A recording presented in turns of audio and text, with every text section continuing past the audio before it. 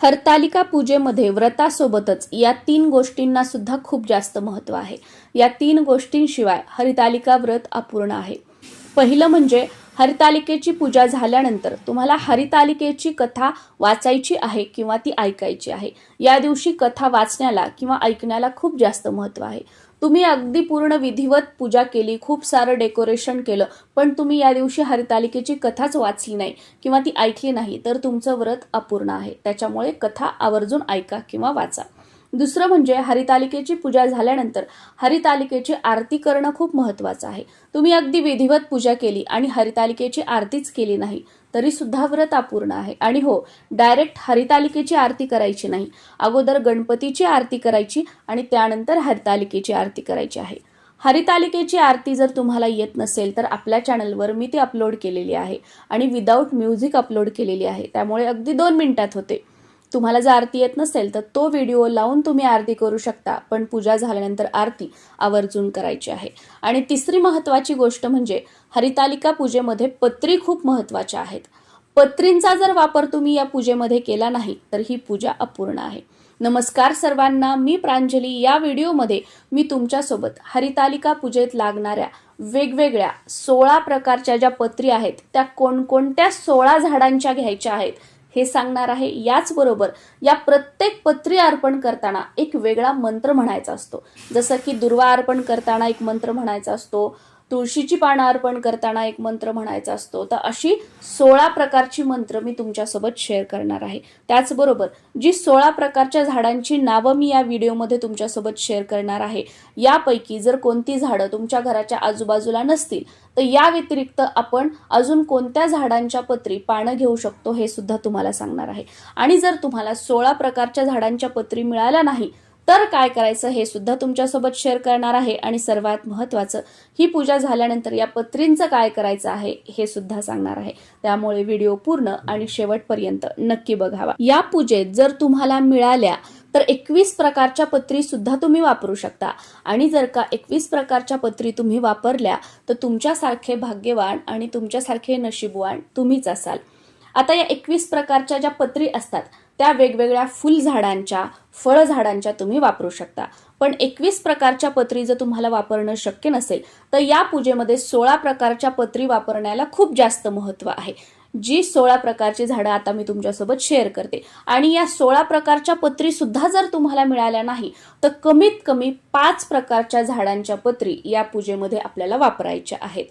ह्या 5 प्रकारच्या पत्री वापरायच्या आहेत, कारण पत्रींशिवाय हे व्रत जे आहे ते अपूर्ण आहे। आता या 16 प्रकारच्या पत्रींमध्ये पहिल्या पत्री म्हणजे पहिल्या झाडाची जी पानं आपल्याला लागणार आहेत ती म्हणजे बिल्वपत्र, बेलाच्या झाडाची पानं लागणार आहेत। ही बेलाच्या झाडाची पानं अर्पण करताना तुम्हाला किंवा आपल्याला श्री उमाय नमः हा मंत्र म्हणायचा आहे। त्यानंतर आघाड्याच्या झाडाची पानं अर्पण करायची आहेत। ही आघाड्याच्या झाडाची पाने अर्पण करताना श्री गौरीये नमः हा मंत्र म्हणायचा आहे। आणि हो, ह्या प्रत्येक पत्री ज्या आहेत त्या आपल्याला 16 घ्यायच्या आहेत। म्हणजे एका झाडाची 16 पानं, एका झाडाची 16 पानं, एका झाडाची 16 पानं, असं आपल्याला 16 झाडांच्या 16 पत्री घ्यायच्या आहेत। आता समजा तुम्हाला 16 पानं जर मिळाली नाही तर अशा वेळेला तुम्ही 5 पानं घेतली तरी सुद्धा चालतात, किंवा तुम्ही 21 पानं जर भरपूर पानं असतील तर घेतली तरी सुद्धा चालतात। पण कमीत कमी 5 पानं एका झाडाची तर आवर्जून घ्यायची आहेत। त्यानंतर तिसऱ्या नंबरला येतं ते म्हणजे मालतीच्या झाडाची पानं। ही पानं अर्पण करताना श्री पार्वते नमः हा मंत्र म्हणायचा आहे। चौथ्या नंबरला आपल्याला दुर्वा घ्यायच्या आहेत। ह्या दुर्वा अर्पण करताना श्री दुर्गाये नमः हा मंत्र म्हणायचा आहे। त्यानंतर 5व्या नंबरला चंपकाच्या झाडाची पानं आपल्याला घ्यायची आहेत। ही पानं अर्पण करताना श्री काल्ये नमः हा मंत्र म्हणायचा आहे। त्यानंतर करवीर म्हणजे कन्हेरीच्या झाडाच्या पत्री आपल्याला घ्यायच्या आहेत। या अर्पण करताना श्री भवान्ये नमः हा मंत्र म्हणायचा आहे। त्यानंतर बद्री म्हणजे बोराच्या झाडाची पानं घ्यायची आहेत, जी अर्पण करताना आपल्याला श्री रुद्रान्ये नमः हा मंत्र म्हणायचा आहे। त्यानंतर रुईच्या झाडाची पानं घ्यायची आहेत, ती अर्पण करताना श्री शर्वान्ये नमः हा मंत्र म्हणायचा आहे। त्यानंतर तुळस अर्पण करायची आहे, ती अर्पण करताना श्री चंडिकाये नमः हा मंत्र म्हणायचा आहे। त्यानंतर दौनाच्या झाडाची पानं आपल्याला अर्पण करायची आहेत। ही अर्पण करताना श्री ईश्वरीये नमः हा मंत्र म्हणायचा आहे. त्यानंतर डाळिंबाच्या झाडाच्या पत्री आपल्याला घ्यायच्या आहेत. त्या अर्पण करताना श्री शिवाय नमः हा मंत्र म्हणायचा आहे. त्यानंतर धोत्र्याची पानं घ्यायची आहेत. ही अर्पण करताना श्री अपर्णाय नमः हा मंत्र म्हणायचा आहे. त्यानंतर जाईची पानं घ्यायची आहेत. ही अर्पण करताना श्री धात्रे नमः हा मंत्र म्हणायचा आहे.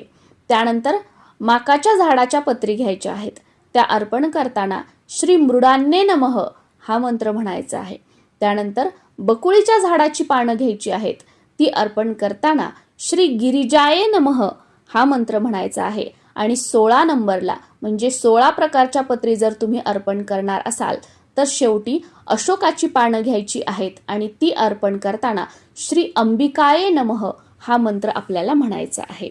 आता या 16 प्रकारची झाडांच्या पत्री जर तुम्हाला मिळाल्या नाही, या व्यतिरिक्त अजून कोणती झाडं तुमच्या घराच्या आजूबाजूला असतील तर त्या पत्री सुद्धा तुम्ही घेऊ शकता. पण त्या झाडांमध्ये ती फळ झाडं असावीत किंवा फुलं झाडं असावीत. कोणत्याही फुलांची झाडं किंवा कोणत्याही फळांची झाडं, ज्या झाडाला फळं लागतात किंवा फुलं लागतात अशा झाडांची पानं घ्यायची आहेत आणि ती पत्री म्हणून आपल्याला शिवलिंगावरती अर्पण करायची आहेत. जर ही 16 प्रकारची झाडं तुमच्या घराच्या आजूबाजूला उपलब्ध नसतील तर. पण जी आजकाल बघा शोसाठी वेगवेगळी झाडं आहेत, ती फक्त ग्रीनरी, त्याला काहीच लागत नाही, फुलं येत नाही, फळ येत नाही, फक्त एक ग्रीन, फक्त पानं त्याची वाढतात, त्याला पानं येतात, अशा झाडांची पानं घ्यायची नाही. जे झाड आपल्याला फळ देतात किंवा फूल देतात अशाच झाडांची पानं आपल्याला घ्यायची आहेत. दुसऱ्या दिवशी उत्तर पूजा झाल्यानंतर या सगळ्या पत्री आणि जी अर्पण केलेली फुलं आहेत ती निर्माल्यामध्ये टाकायची आहेत. बाकी तुमच्या घरासमोर अंगण असेल, घराच्या आजूबाजूला जागा असेल, तुमचं स्वतःचं शेत असेल, रान असेल तर त्याच्यामध्ये थोडासा खड्डा करायचा आणि त्याच्यामध्ये ही सगळी पानं फुलं टाकून दाबून द्यायचं आहे. पण कुठेही डस्टबिनमध्ये, उकिरड्यावर किंवा रस्त्याला आपल्या पायंदळी येईल, पायाखाली येईल असे कुठेही ही पानं जी आहेत ती टाकायची नाहीयेत. कारण ही शिवलिंगावरती अर्पण केलेली आहेत. ही पानं, फुलं प्रसाद स्वरूप आहेत आणि याचा अपमान आपल्याला करायचा नाहीये.